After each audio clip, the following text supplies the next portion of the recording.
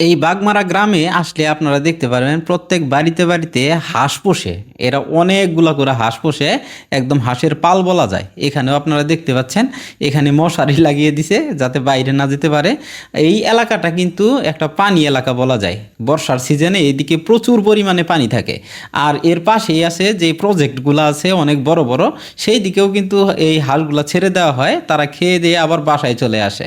তো প্রত্যেক বাড়িতে বাড়িতেই এরকম হাঁস দেখতে পারবেন। এখান থেকে সামনের দিকে যেতে যেতে আমি এখানে একটা দোকান দেখতে পারি ছোট মতন।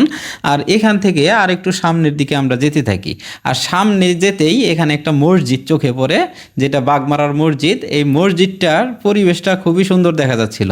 এমন একটা গ্রামের ভিতরে এত সুন্দর একটা মসজিদ আসলে কল্পনা করা যায় না। তবুও মসজিদ জিনিসটা তো সবাই একটু ভালো করতে চায়। আর এখানে একটা মাচা দেখলাম। আর এখানে এই যে যেই লোকটাকে দেখতে পাচ্ছেন যাইতেছে গাড়ি নিয়ে, উনি শাড়ি কাপড় এগুলা বিক্রি করতেছিল।